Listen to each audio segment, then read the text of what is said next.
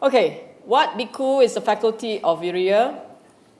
I repeat, this is to recap. Arouse energy for abandoning of unwholesome states and the acquisition of wholesome ones. Earlier on we talked about sila, now we're talking about virya. Virya, okay? And virya is about the energy, the effort you put in to try and keep the mind space clean. This is called the faculty of virya. Samyutta Nikaya, okay? So broadly speaking, two parts to it. Purging negativities. Two things broadly. Purging, removing unskillful states, cultivating positive ones. Straightforward, right? Then the next question, which is more interesting, is why is it such an important mental faculty? So important that it was mentioned more times than panya. And we all know how critical panya is. If you go through, virya actually has its own sets. The four right endeavor is virya, all four of them. Why is it so critical? Buddha said in Samyutta Nikaya, it is to be expected that he who has faith will dwell with energy aroused for abandoning of unwholesome states and the acquisition of wholesome ones. Note this. Last week we talked about saddha. Here the Buddha is saying, you start with saddha. When there is saddha, you will be inspired to practice.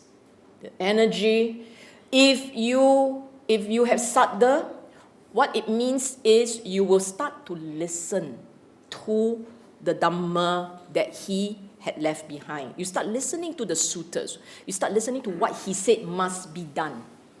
And he tells you one of the things that must be done is you got to learn how to keep the mental space, your mind, pure. He says it has to be done. So because you have faith in him, then you will try and do something which is not easy to begin with. This portion has two parts to it. Virya has two parts to it, okay? Part one, you got to know what's in your mind. Part two, you got to know what you have to do. There are two parts. You have to make a call, make a choice. To spot what is there in your mind, to spot it is already not easy. Many a times, you don't get it until it's almost too late. Just as you are about to throw the dagger at somebody, you realize you have anger. Very often, by the time you realize you were angry, you are in the thick of it.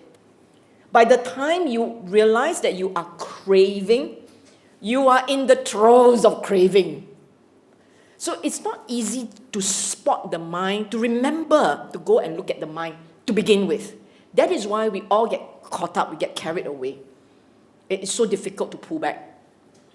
Because to stop it from coming up, the difficulty is spotting it. But if you can spot it before it came up, you can stop it.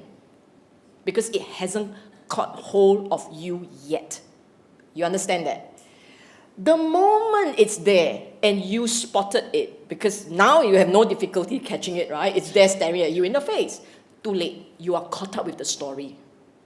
And therefore, the difficulty the second time round is letting it go.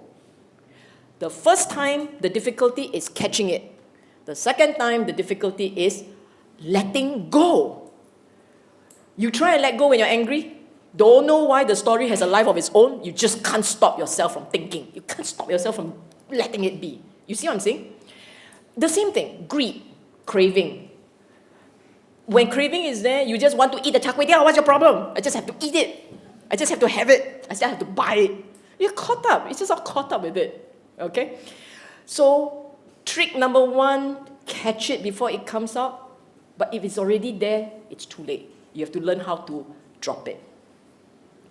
So the Buddha said, you have faith, you will arouse the energy to try and let go of unwholesome states and to bring up wholesome ones. You have faith and you have energy, you will, meaning saddha, virya. Eventually, we don't use English, okay? Eventually, only Pali words. You have saddha and you have virya. What do you have?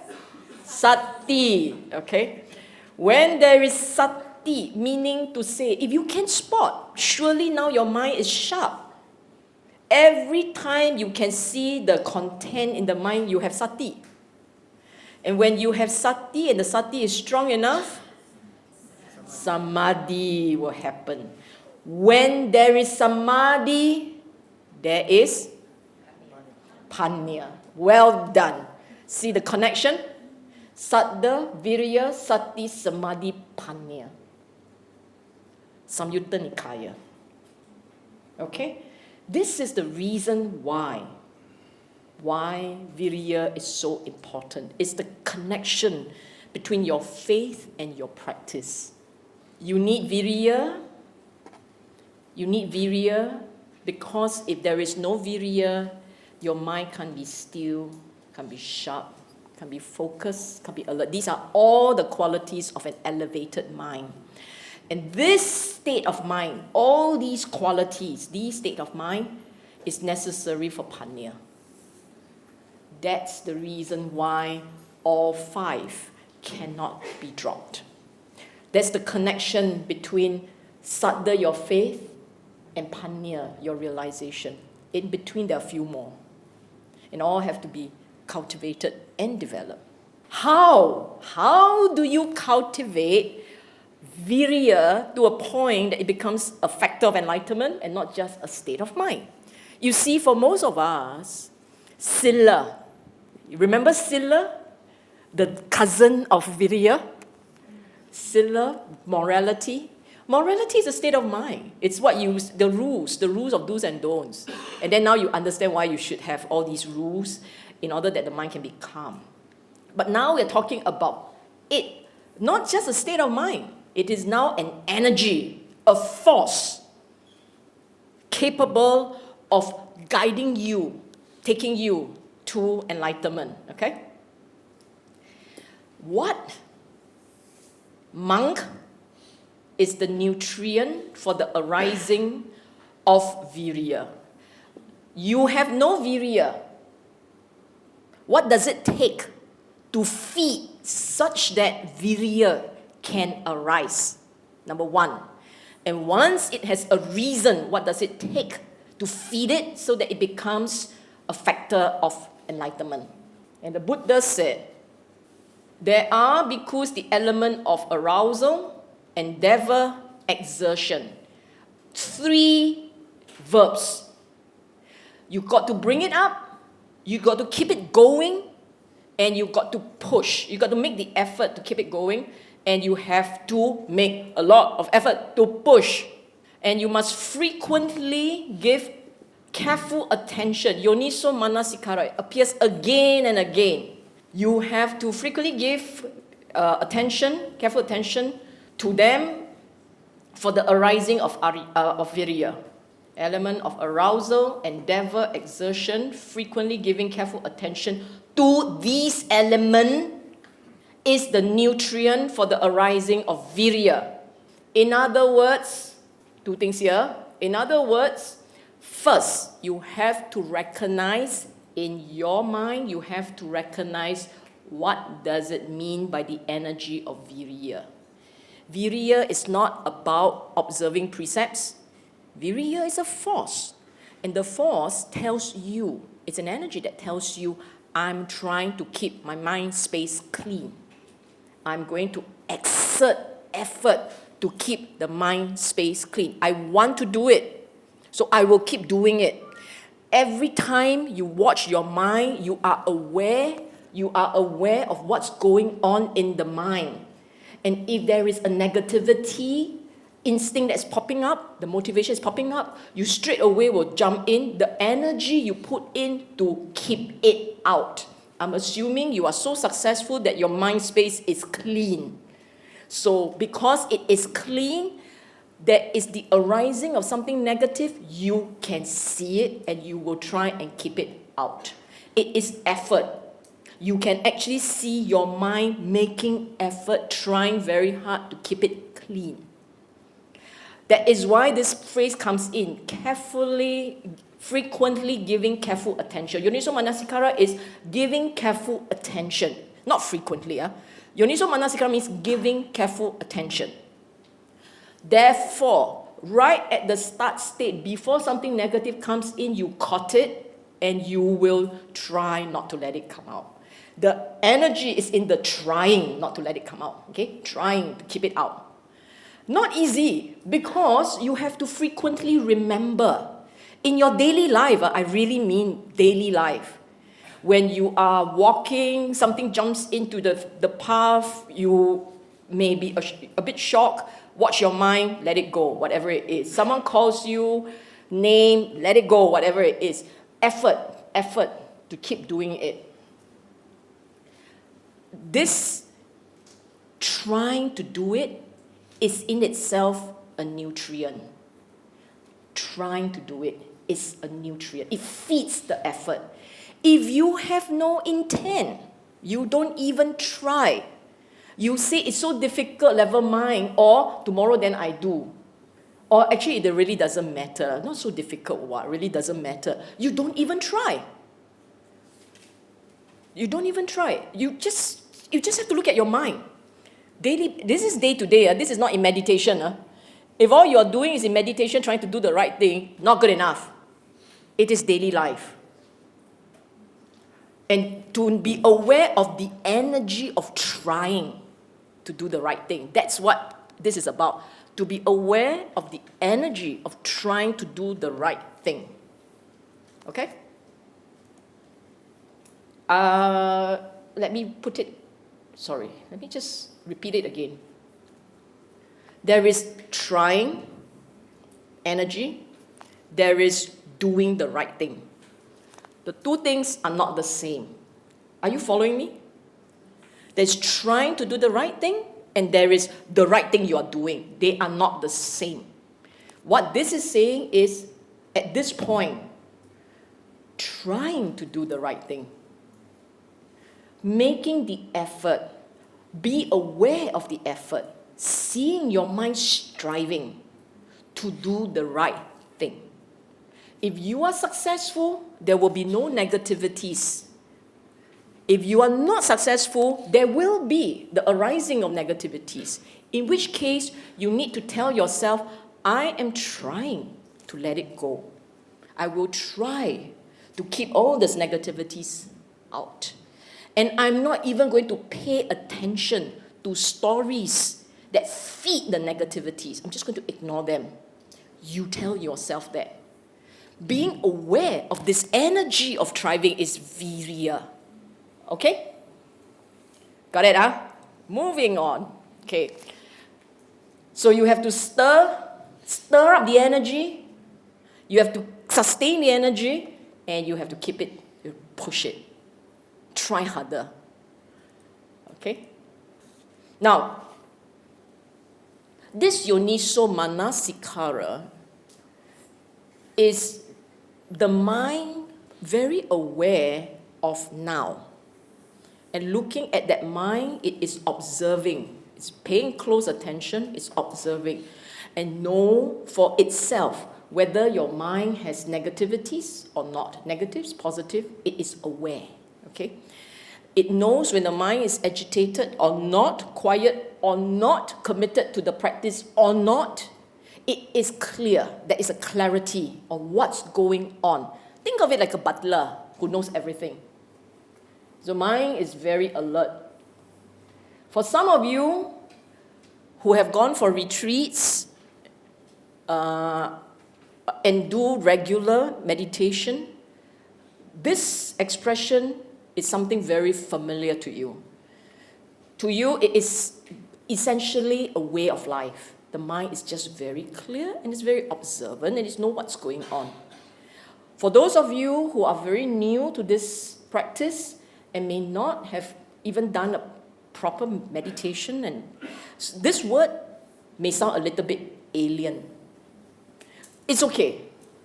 Just know it as a state of clarity and being aware of now. Okay? What are these four? Strivings is another word for virya. Okay. In another sutta, the Buddha talked about how do you apply virya. Okay? Virya, how do you apply it? So the first one, by restraint. Virya by restraint, meaning do not let something come up. How do you do it? When you see something, you don't go into the details. That's what it means. Seeing, you are not caught up with details. If you leave your eye faculty unrestrained, negative, unwholesome states of longing and dejection may invade you. So you practice restraint over your eye faculty. You guard it. This is how you restrain the eye faculty. Let me explain this. Sometimes the manner of exercising control over what's going on is you just do what I call a seeing. You are aware that there is seeing, but you are not caught up with the details of what you're looking at. When you're caught up with the details of what you're looking at, your consciousness is already embedded in the object. For those of you who meditate, you know what I'm saying, right? It is possible for you to get to a state of mind where you are just aware that you're looking at things. The things you're looking at, you're aware of it, but you are not caught up by the object. Understand? Yes? No? Never heard of? If you have never heard of it, I don't know how to explain it to you. If you have heard of it, you are already happily nodding your head. Okay?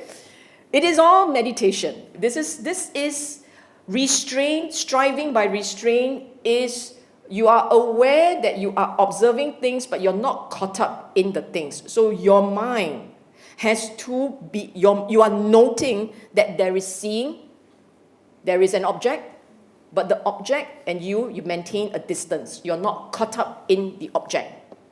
That's what it means, okay? This is one form of virya by restraint, okay? One form of virya by restraint. And it can be applied.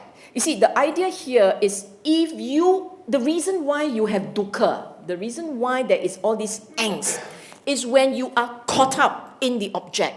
Then you will have angst. If you're not caught up in the object, you won't have angst. So your mind is aware. The mind is aware that you can pull back and just see the object as it is without being caught up. And you have to watch the consciousness that is observing the object, not watch the object. Watching the I consciousness. Knowing this is I consciousness. E-Y-E, not I.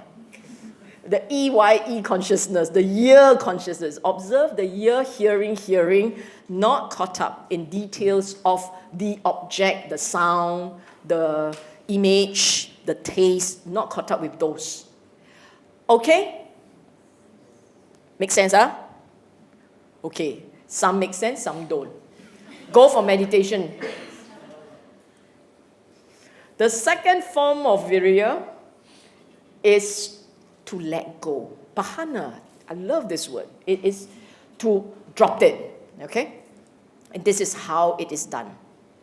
A bhikkhu does not tolerate and reason sensual thought. Vitakka is a thought. K-A-M-A, comma, is sense-based. Sensual, that, sense-based. This is not K-A-M-M-A. This is one M only. So for those of you taking exam, you better know the difference. Very shy, Okay. Kamma vitakka. So this is pronounced as kamma vitakka. The other one is kamma, okay? he does not tolerate. Means as soon as there is the arising of a thought associated with sense-based delight, he drops it. Can you imagine how sharp this mind is? The moment he sees it, he doesn't think about it. He cuts it right there, okay? He cuts it, he pushes it out, it gets more and more, think of it like shredding. This one is, don't think about it. This one is pushing it out. This is basically beating it up, okay? It doesn't exist. Don't let it come out. Completely doesn't exist. Obliterate, okay?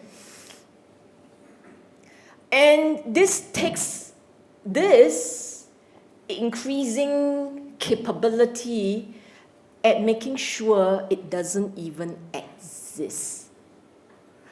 This one still come up. That's why you got to drop it. This one still come out. You see, you got to push it out. But by this point, bo liao, doesn't come out anymore. Okay? It wouldn't even come up. And the same goes. So this is pertaining to a thought that is linked to sense-based delight. This is, please, sensual is not sexual. This is a bhikkhu, okay? Sensual means sense-based. So something you see and you like, something you taste and you like, the smell, the hearing, and so on. This is not the RA version, okay. Does not tolerate an arisen thought. It's just ill will. Vyapada. It's just ill will. He is not even having hatred, not even anger, just ill will. Vyapada, okay? And vihimsa. Cruelty, this is avihimsa, no cruelty. No thought of ill will or harming anyone. What is this? This is right thought under the Eightfold Path. Right thought. Nikamma, letting go. Avyapada, avihimsa. Okay? So, in the first one, if you look at the sequence, in the first one, the one of restraint, it's a normal day life. As you go on a normal day, things arise, things fade away. You note that they arise, you note that they fade away. Don't pay too much attention to each one. That's what it means. This one is a thought. So it got into a state where thinking has happened. The other one is link between this person and having a connection to the external world. I hear sound, I see things, I taste things, I smell things, I touch things, and so on. There is a connection with the mind and the external world. This particular one is all happening within the mind. Within the mind, you can be thoughts that arise, negative ones.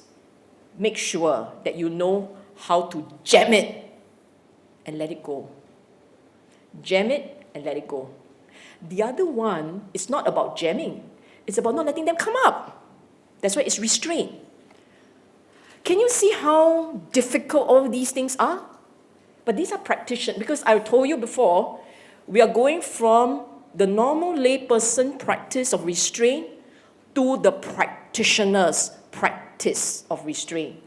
The normal layperson is, I don't kill, good already. I don't take things not given to me, very good already. Tomorrow I'm giving back all my stationery, very good already. You see what I'm saying? This is a standard one, very low. Then because you're practicing, right, you're Buddhist, do the right thing. So, okay, now I give, I save, I function, I save life, you know. It's a higher bar. This is a practitioner one. This is daily life, observing your mind, knowing what's going on, learning what to do with the mind. So the first one is, I see things, seeing, I don't get hang-ups about them. The second one is, thoughts are arising. I must learn how to manage those thoughts. So you let go. Don't hold, jam it, cut it out. Don't even think about it, in other words. You know how tough this is, huh? Because you didn't practice like them, huh? You practice like them, not so tough, okay? Next. Now comes what do you develop, okay? What do you develop?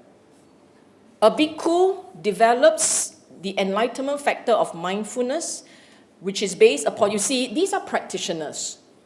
For the practitioners, what do they have to develop? The 7 factors of enlightenment, starting with mindfulness. They have to develop in their mind the path, in other words, the path.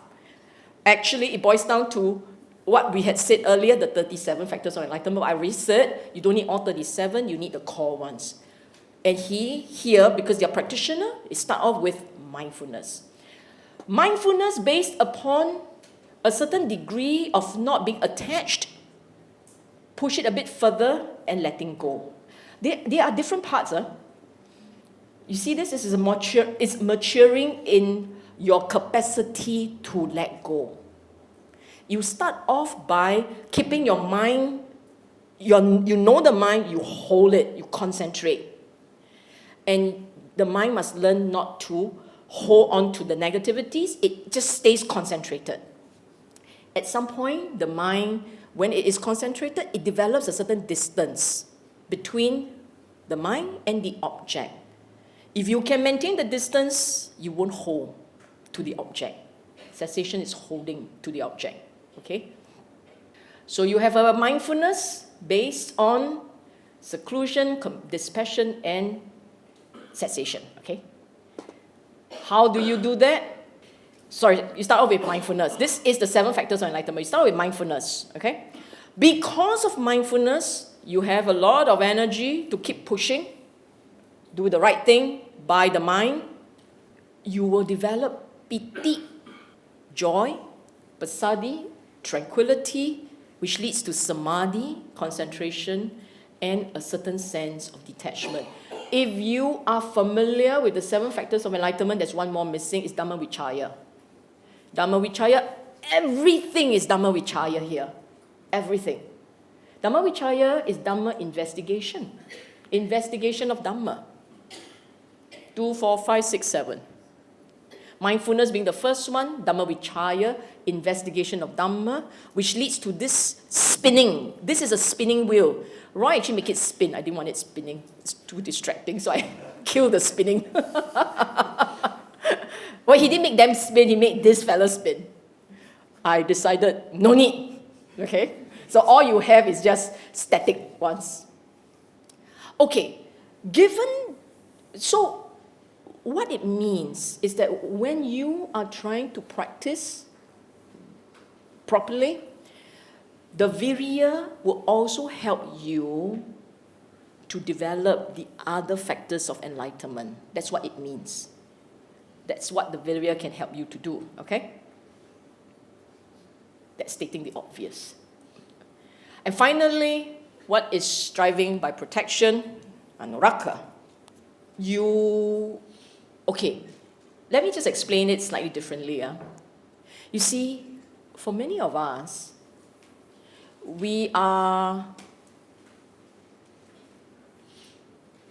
our motivation to practice is often quite shallow. We say we want to know Dhamma, but the reality is we take what I happily call the scenic route to Dhamma realization. We take it slow. Our motivation to really practice is not very strong. And why is that so? Because we keep being pulled towards the nicer side of life.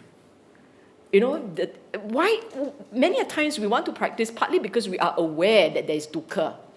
But every time dukkha fades because your practice a bit kilat, right? The dukkha fade a bit, then you let's go play already. Let's go eat, let's go enjoy. Lay people like that, what to do? So we get all this distraction, right? And then we give ourselves discount. So one day practice, second day, let go a bit. And we do these things. There is a way to force ourselves to take the practice more seriously. And one way to do it, actually, is to keep perceiving death. If you start to work into your mental state that death is coming, you don't know when it will hit, but it will hit. Your expiry date is hidden from you. And you know what is ridiculous? I mean, it's not ridiculous, but natural. For most of us, we'd rather not know when's the expiry date. That is why we resent it when we are told we got cancer. We resent it. Because it's like, suddenly you're telling me my expiry date is how long? 6 months? So we don't like it, you see. We'd rather not know. We'd rather not know, and tomorrow you take me, just take. So our mind is very weird. Buddhism, in the Buddha's teaching, if you go through, whether you look at Dhammapada, there's an entire section on Mara, death. Entire segment on Mara. Mara is not a god. In this case, Mara, death. You go and look into your Samyutta Nikayas, they're all there. The mountains coming, crushing you, etc., etc. Constantly, there is the reminder that we have an expiry date. And that will be your incentive and my incentive to want to practice.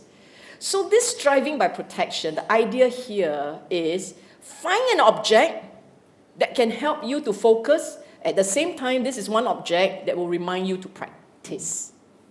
This is what it means. Okay? So, as I've said earlier, the second part about virya is the manner in which the practitioner looks at his mind. 2 parts to it. Looking so closely you know what's going on, and knowing what to do when you are in that state of knowing what's going on. You know something negative is there. Do you have the wisdom to let it go? You know something positive is there. Do you have the wisdom to hold it there? Do you know how to hold it there? So this virya enables you to be very sharp at looking at the mind, pouring a lot of energy, looking at the mind, and doing the right thing. Okay? So the 4 right efforts of the Noble Eightfold Path. On its own, final couple of points. On its own, virya actually doesn't trigger spiritual enlightenment. That you are only doing virya and nothing else, then all you have is a lot of positive karma. What I would call good credit point for next life. When mind very pure, very nice mind, die already go heaven type. Okay? So on its own, virya itself doesn't lead you to see the Dhamma. But without it, Nibbana not possible. Nibbana not possible. Okay? Virya is extremely powerful anchor to keep you on the path, to keep you pushing, to keep you taking the pain, to know what's going on in the mind, and keep you going, in other words. Virya, like Saddha to some extent, virya, Saddha to some extent, a little bit underrated. People talk about Sati, Samadhi, and Panya happily. This is important. Sati, Samadhi, Panya. Saddha, okay lah. Virya, okay. So same thing, Morality, good. Like a good to have is not a good to have, it's a must have. Saddha, same thing. It is not a good to have, it is a must have. Okay? So this is what I have for today. It is the requisite this.